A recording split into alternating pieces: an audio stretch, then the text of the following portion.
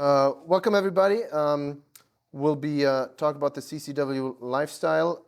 This is primarily about the adjustments you have to make to your lifestyle when you're consistently carrying. We're not going to do a lot of gear reviews or what holsters to get or that sort of stuff. It's really about the lifestyle when you carry. That starts with the decision that you're making that you need to carry or that you want to carry. That is a very personal choice. That is probably different for everybody. If I decide to carry, I will very likely have a different reason to do that than anybody here in the audience. Whether you've been the victim of a violent crime in the past, or you feel like you're at high risk, you just want to exercise your Second Amendment right, or maybe there's domestic violence, or you have a restraining order against somebody. That is really a personal choice that everybody has to make for themselves. How many in here have a CCW? And how many of those carry daily? Okay. There's a couple of things that you need to think about before you decide to carry. For example, it starts with, what is lethal force? There's a definition for lethal force. Lethal force is the amount of force capable of causing great bodily harm or death. Obviously, when you are using a firearm defensively, that is lethal force. When you carry, you've gone through the training, you have your CCW, you've chosen the firearm that's right for you. You are ready to defend a life, but you are also ready to take a life. And that is something, in my experience, that most people don't really think about. They think about defending themselves, they think about defending another person, they think about their family, their loved ones.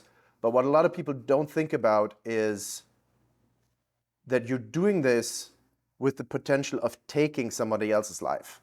And that is a very important part that people need to think about and need to be aware of. Is concealed carry right for you with that in mind? Does your religion or your conscience allow you to even do that? Because if it doesn't, if you have very strict religious guidelines that don't allow you to do that, then concealed carry is probably not the right choice for you. The next thing is that you want to get a gun, obviously, because without the gun you cannot conceal carry. And in California, it is the case that your gun, the make, model, and serial number needs to be listed on the CCW. In other states, that is not necessarily the case. I used to live in Massachusetts. I had a LTC over there. It's called LTC, License to Carry, Class A unrestricted. And over there, you can just carry, period. Anybody else's gun, any gun, yours, somebody else's, your dad's, your mom's, your brother's, as many as you want. Over there, that doesn't really matter. But over here, you need to have the gun before you can get the CCW. You can put in the application, but you can't get the actual CCW until you have your gun. So as far as gear reviews, that's really the only thing that I want to get into. When you carry, what type of gun do you carry? Why did you decide to carry? What is the purpose of the gun? And under which circumstances will you carry? Do you carry every day, only in certain situations, only in certain places? Everybody here knows Danny DeVito. Everybody here knows Shaquille O'Neal. They would likely not carry the same gun, right? Shaquille O'Neal can probably hide very reasonably a 1911 on his body. Danny DeVito needs maybe a Walter, Shaquille will not get his finger through the trigger guard in a Walter. So you need to make a choice there. And those of you that have the CCW have done that. Maybe you've gone to the range, you've tried some out, you've found the one that's right for you. But these are all the things that you need to keep in mind before you start carrying. A little bit about accessories when you decide to carry. Do you carry at work? Maybe your job requires you to be in possession of valuable items, large amounts of cash, uh, expensive photo equipment, stuff like that. Maybe you carry at work. Do you wear a uniform? Does the uniform allow you to conceal the firearm? Do you carry every day? Then what do you do when you go to the beach? Do you change your gear? Do you have a different gun? Do do the shorts work? If you don't have a belt on your shorts, what's going to happen on that side where you have the gun, right? So those are things that you need to keep in mind. You have a beach gun, you have a hiking gun. There is equipment that is more appropriate for some situations and less for others. At this point, the guys all get to go buy gear, and the ladies all get to buy new clothes. Does a summer dress work for you just the same that your winter coat would? Obviously not, but there are certain companies that make concealed carry clothing. I don't want to get into that too much, but when it comes to CCW lifestyle, that is something you have to keep in mind. I have certain clothes that I wear all the time. I call it my uniform. I wear it all the time. Not today because I figured in here it's too warm. I have a nice jacket that I always wear that also allows the easy access, right? You want to keep that in mind. If you get your CCW and you practice with the clothing that you wear consistently. If you have range gear, is that the same gear that you wear every day, right? When you're at the range and you wear a t-shirt and you need to draw from the concealment from the t-shirt, is that going to work as well as when you're wearing a leather jacket and you have to throw the jacket? That's a whole different motion you need to practice with. So I encourage everybody to go to the range and practice with their everyday clothing, whatever they wear, as long as that is safe. You know, if you wear flip-flops all the time, you might have to switch that up on the range. But these are things that you need to do. This is all before you get your CCW, before you start carrying, I should say, not before you get the C, but before you start carrying consistently. These are all the things that you need to do. Be mindful, what is lethal force? Are you actually capable of using lethal force? Which gun is the right gun for you? Is your clothing appropriate? Are you able to, do you have mobility issues? Do you sit in the car a lot? Would you carry differently in the car than when you're walking? You have the seatbelt on, that might get in the way depending on how and where you carry. And then get training. Get a lot of training. When you are out there in public, you are armed and you plan on being a first responder to a violent crime, or you need to defend yourself, get training. Talk to Bill, get training. It is also very helpful to have the training and to have the logs at the range as proof that you do get the training. If you're ever in a self-defense situation and you have to use lethal force, that'll help you out in court if you can show that you have the training. There's a log at the range. And then get insurance. There is insurance specifically for that purpose. If you are a CCW holder, there is, I use USCCA. If you ever have to use lethal force, call 911, but then right after everything is safe and everybody is taken care of, call your insurance. They will have an attorney there for you, probably waiting at the jail before you get there because you're likely to get arrested at first. That is very, very important because if you don't have insurance, you might end up bankrupt after. That is very, very important. Somebody had to tell me that. When I started carrying, I didn't think of that. But I'm very glad I was told to get insurance because now I have it and I'm always current on that insurance. That is very, very important. Okay, let's talk about when and where to carry. Concealed carry makes you safer if you do it right. The biggest difference between while carrying versus not carrying must 100% be your attitude, right? When you carry, you have a gun on you, you cannot afford to be involved in any type of road rage or in a bar fight. You shouldn't be carrying in the bar in the first place, but if there's any type of situation that you have any doubts about whether or not that is a safe situation to be in, don't be in it. Walk away. The attitude is very, very important. You got to be able to say no and walk away, and somebody can call you all the names in the book. Don't say anything back. You need to walk away. Because if that situation escalates, there's a fight that breaks out, then you have to answer some uncomfortable questions. Avoid places where you can expect trouble, right? So that's one of the reasons why you're not supposed to carry at a bar. When there's alcohol involved, people tend to behave differently when they're intoxicated.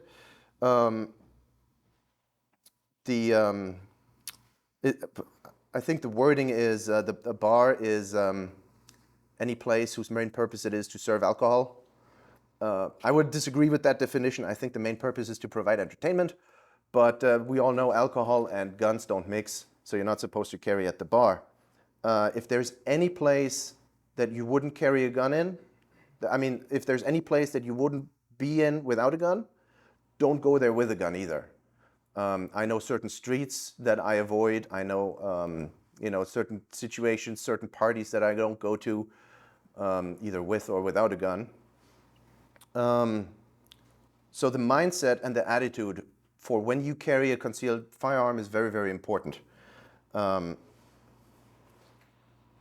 Some of the people that I work with and that I know are, when they come to my house and we have a barbecue or whatever, we talk about the things that move us, and we get heated sometimes, and somebody has an opinion that somebody else doesn't agree with, and we talk it out, we discuss it. But those same kind of people would not have those conversations elsewhere. They'd be very quiet.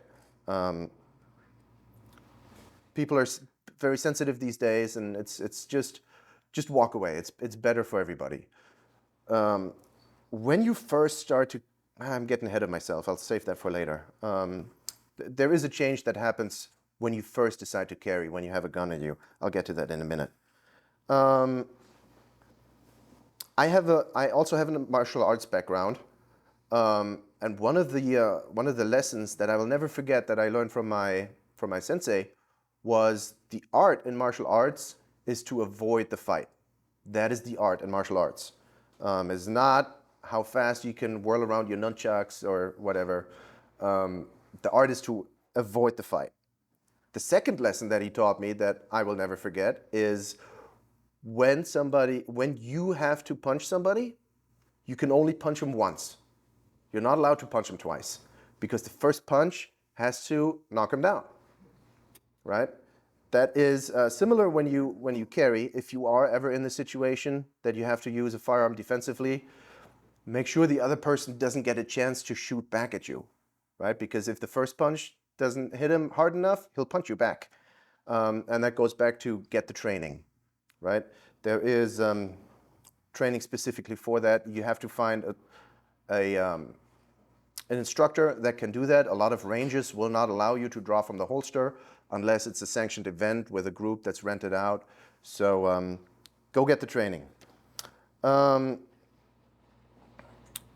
Where on your body does it make sense to carry?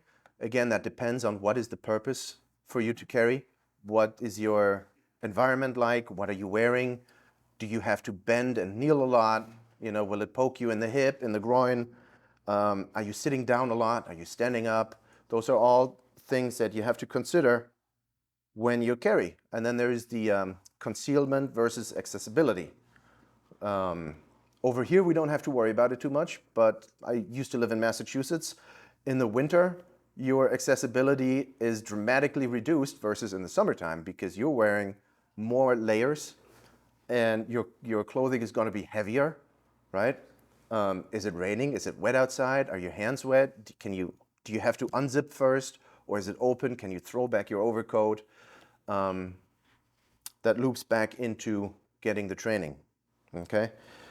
So let's talk about the concealment itself. What is concealment?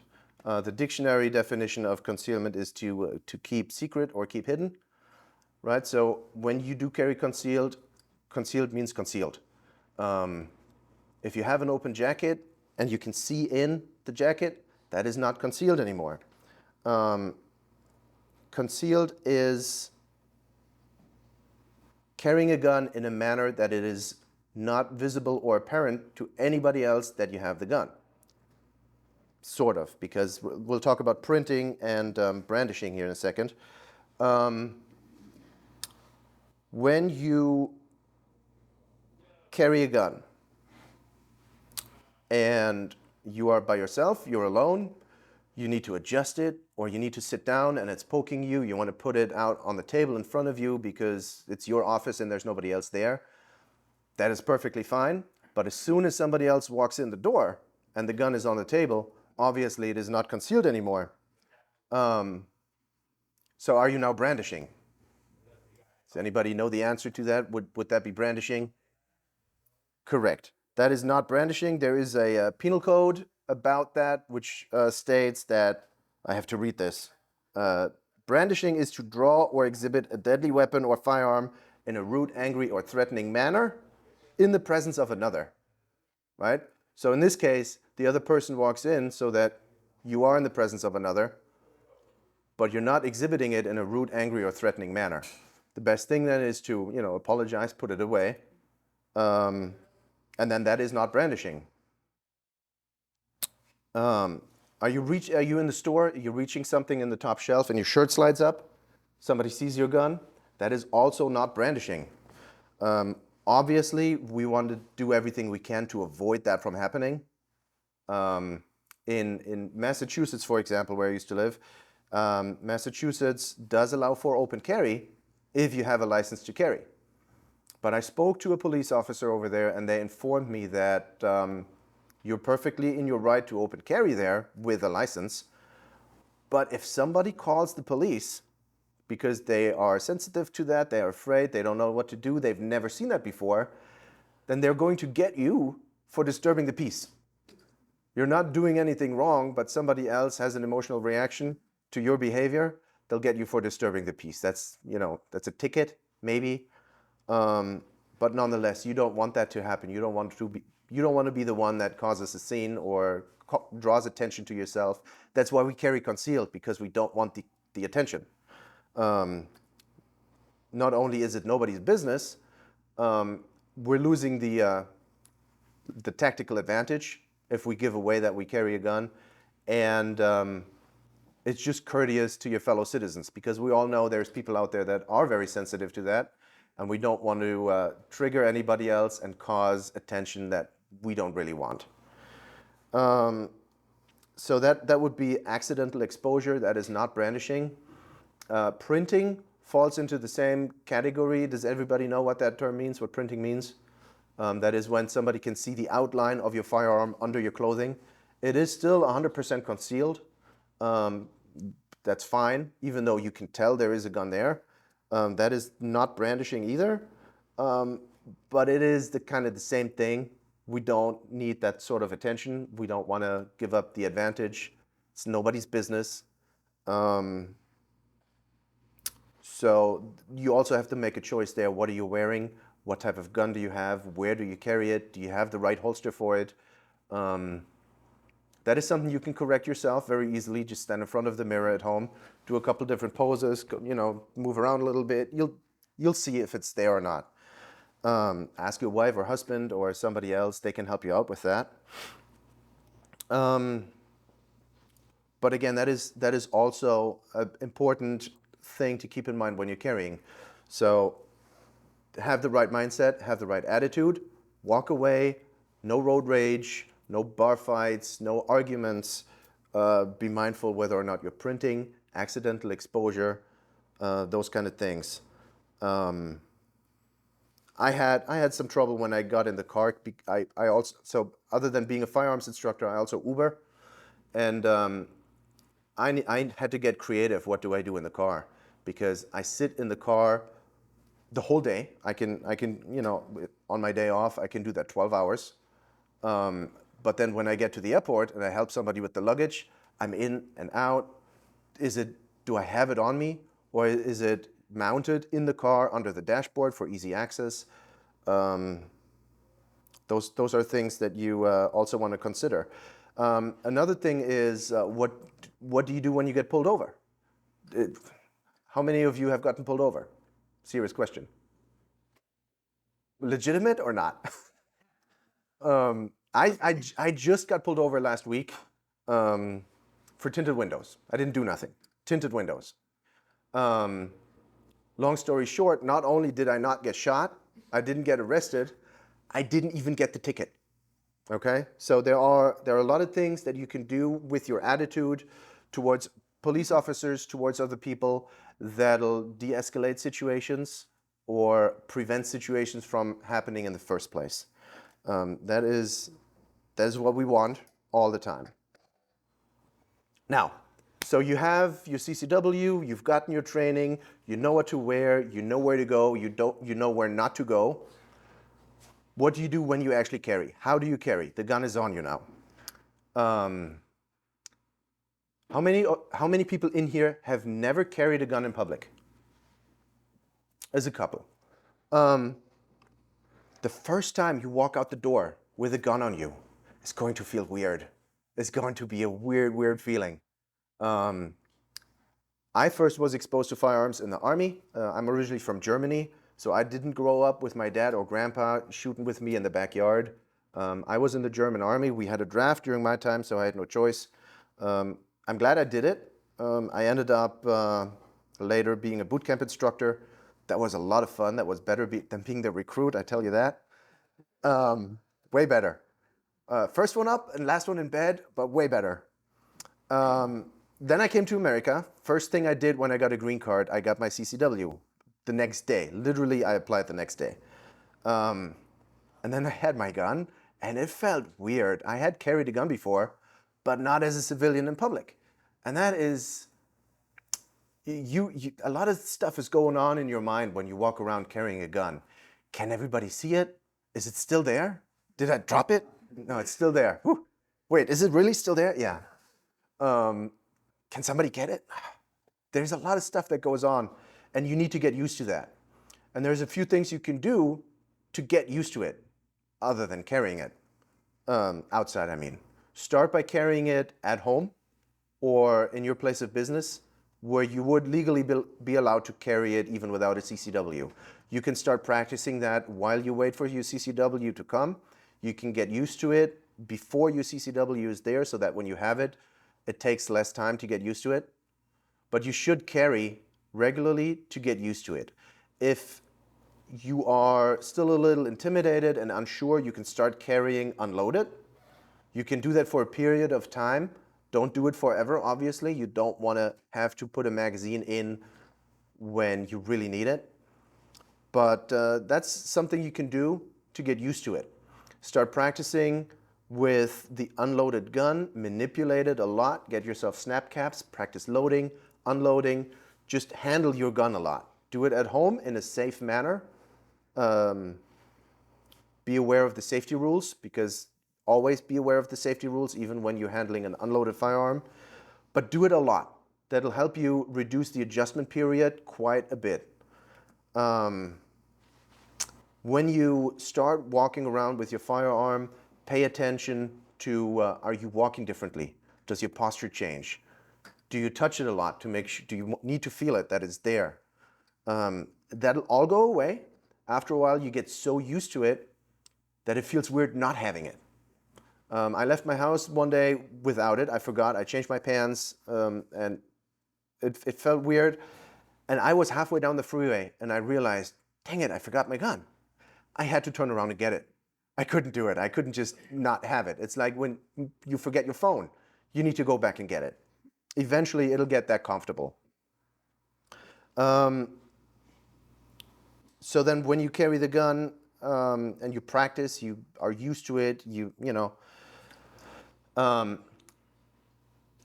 get the training. Get the insurance, get the training. Here's an original quote. I didn't steal it anywhere, that is mine. When you are safe around firearms, that is not, you don't just benefit yourself, but everybody around you. Alec Baldwin can tell you about that. When you are safe with guns, that is not just your benefit, but everybody else's, okay? Learn where it is not allowed to carry, okay? At a bar, I mentioned that earlier, police stations, courthouses, post office, any federal property, the naval base, if I get anything, sterile area of an airport. There are probably others. Can't think of any others right now, but there are probably others. Just make sure that you keep that in mind. Okay, we as gun owners are some of the most responsible people there are, because we value the Second Amendment very highly. We do everything we can to not lose it. All it takes is a DUI, and they take your CCW. So whatever it takes, we'll follow the rules to keep our Second Amendment rights and keep our CCWs once we have them.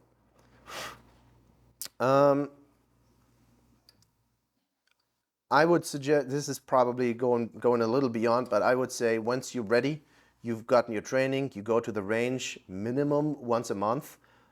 If not to practice, at least to get the records that you do practice in case anything ever happens. You want that to be on your side. You need evidence. You need to show that you are a good citizen. Carry with one in the chamber. Whatever your gun is, does it have a safety, a chamber indicator, all these extra features or not? You use the gun that's comfortable for you. I very strongly recommend to carry with one in the chamber. That also needs some getting used to. I've shot a Derringer before. I'm not a fan.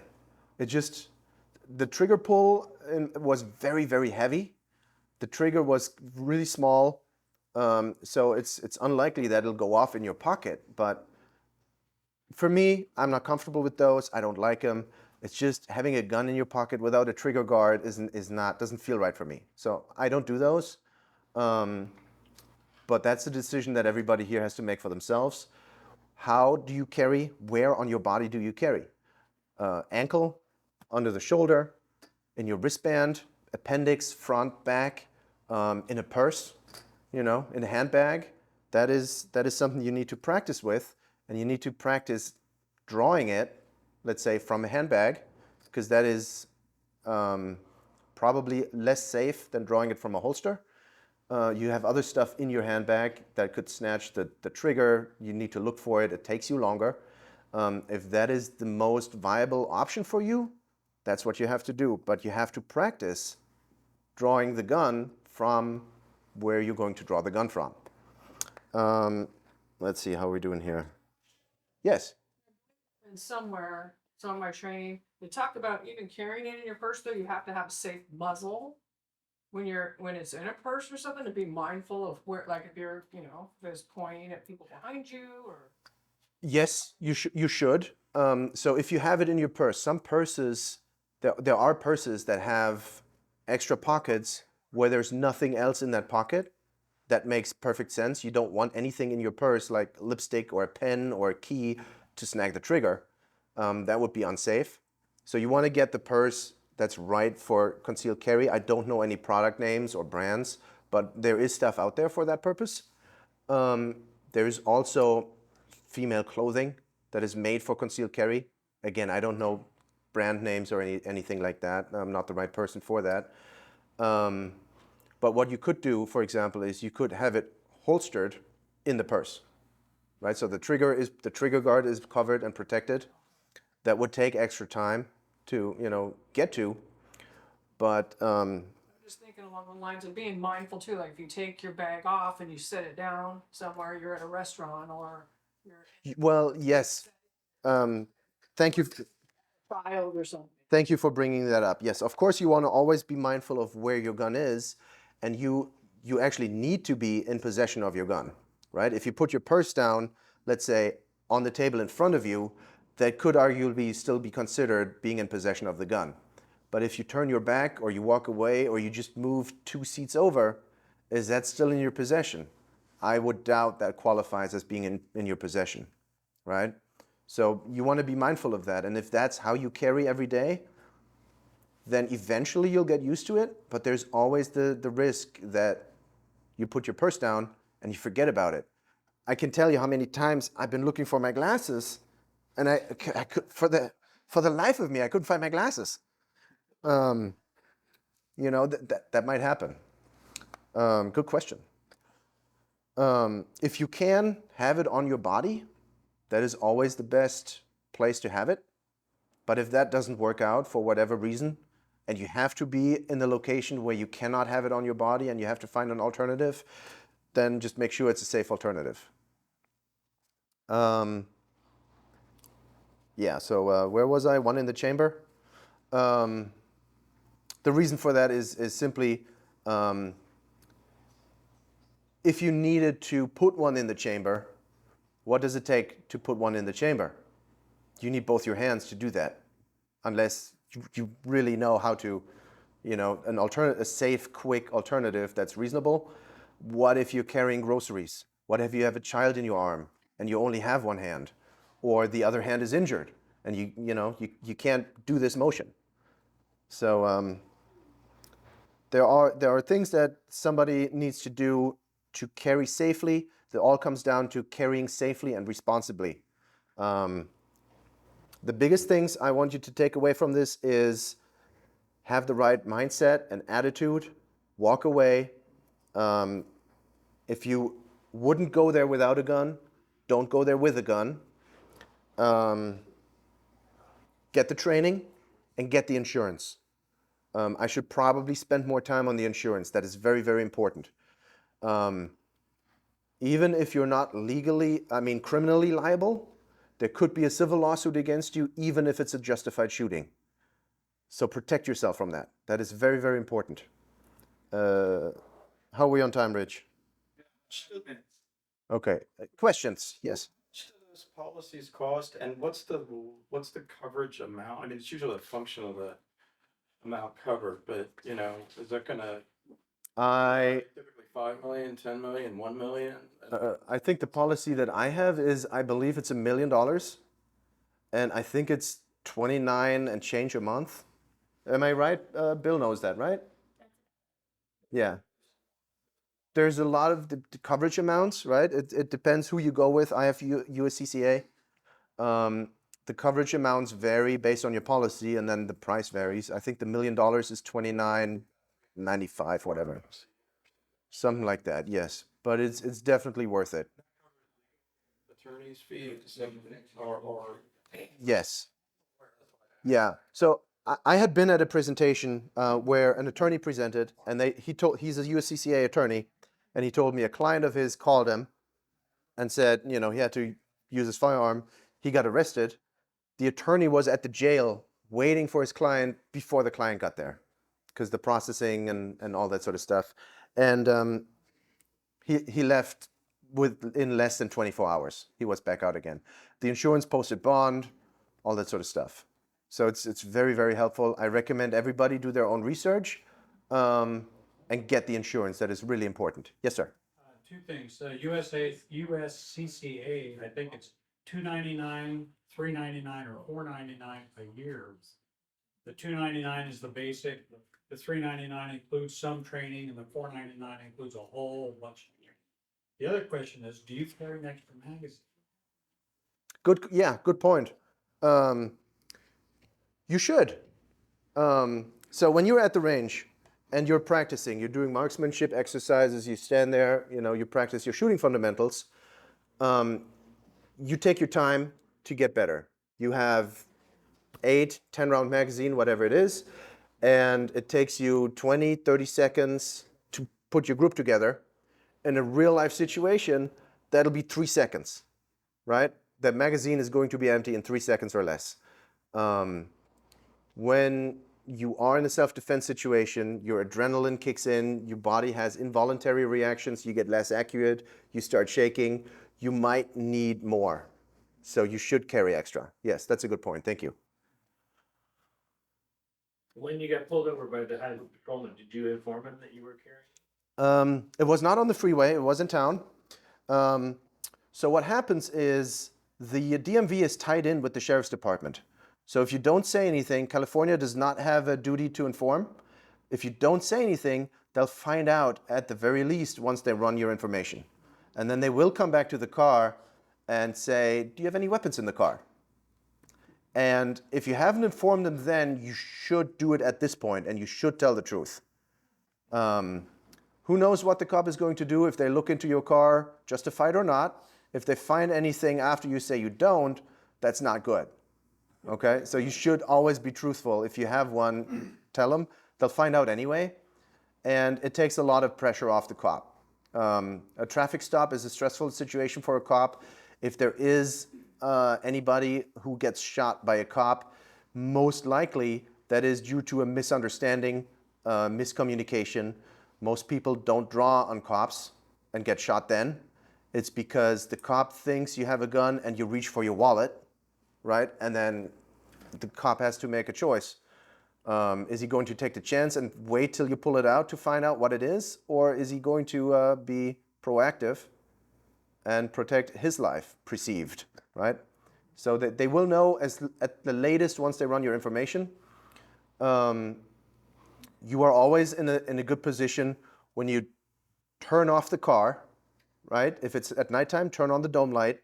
That'll let the cop know that you have nothing to hide. You're a good person. You don't have no bad intentions. Keep your hands on the wheel. The cop comes to the window.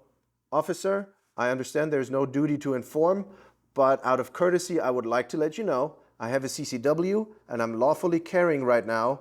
It is on my hip, my appendix, wherever it is, you know, just how would you like me to proceed?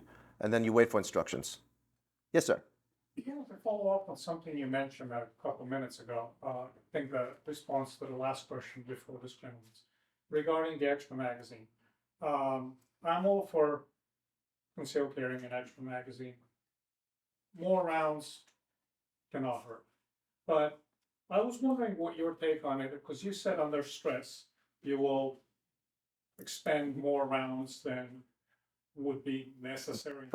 Probably, yes. However, my thought and question to you is, unfortunately, in this day and age, especially in the state that we live in, every bullet that you send downrange it used to be has a lawyer associated with it, but now I would say has a lawyer, a police officer, a prosecutor, a mayor, a politician, Yeah. about 100 different people, none of them like you, associated with that bullet. My concern is, what is your opinion on the fact that it may not necessarily be very prudent to just sling lead downrange? Well, no, you don't. I understand it's a self-defense situation, but if you expend an 8 or 10 round magazine and you only end up connecting 1 or 2 times, those are in-gauge bullets. They go somewhere else. Yeah. So that's a good point. Get training.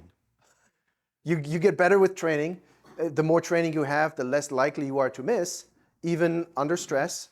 You can simulate that at the range. Of course, you cannot actually shoot at somebody and have them attack you first and then shoot them. That's not how you train. But you can simulate stress with squats, running, push-ups, increase your heart rate. If you don't think you're a good enough shot to shoot at somebody who's attacking you at a reasonable distance, right? You have made the determination that you're justified to use lethal force, because that's another thing that you need to know about. When can I really use lethal force? That's a whole nother class. But if you're reasonably certain that you can do it, do you think you're good enough to not hit anybody else and kill an innocent bystander? Right? They always say, keep the gun pointed in a safe direction. What is a safe direction? The safe direction is that direction where an accidental discharge can't cause any damage or injury. Now, if you're pointing the gun at the bad guy, that is a safe direction because that's where you want the hits to go. That's your target. But if you're out in public and somebody walks between you and the bad guy, hopefully there's not that much space between you because, you know, then maybe it's not imminent. Or let's say the bad guy moves, then your safe direction changes. You need to be aware of your surroundings and where is it safe to point the gun at and eventually shoot at. So keep that in mind, get the training, and make sure you're a reasonably good shot. I agree with everything you said. I think we as let's call it an industry, I use the word loosely, but we as a community, maybe a better word, I think we need to put a lot more emphasis on the training and the marksmanship aspect. I've taken a lot of different training classes over the years, and I still do, from all kinds of instructors. Yeah. Especially for CCW carriers, I think in a lot of ways, we're doing ourselves a disservice, a huge disservice, by taking a lot of the quote-unquote tactical classes, where the emphasis is on maximizing the amount of rounds sent down range, and doing tactical mag changes and mag dumps and all of that. Because if you look at the statistics, and of course, we know that sometimes they're not exactly valid, but statistically, in a typical self-defense situation, we will expend 2 to 3 rounds maximum, far from doing a mag dump. So Yeah. I just was curious. No, that My thought is, I think we should focus a lot more on precision during our training, minimizing, in a sense, the amount of rounds sent down range, because we're doing ourselves a huge disservice if we assume that we're just going to be blasting away as if we're SEAL Team 6. the less rounds you need, the better, of course. But you know, once the threat is over, you have to stop shooting anyway. If 2 or 3 rounds is enough to do that, that's perfect. If drawing the gun alone will do the trick to save a life, to break off the attack, that's even better. You don't have to shoot at all. You're saving not only your life, but you're saving the life of the attacker. That'll play out really, really well in court for you if it ever comes to that. So less is better, but you want to shoot, you don't want to shoot more than necessary. You want to shoot exactly as often as necessary. And it depends on the situation. Are there multiple attackers? Did the first 2-3 rounds not put the person down, even though after 30 seconds they would collapse? You don't know. So you need to shoot until you feel that you're safe. And that's a situational question. If less works for you, that's better. So I agree with that point. If you need less, that's always better.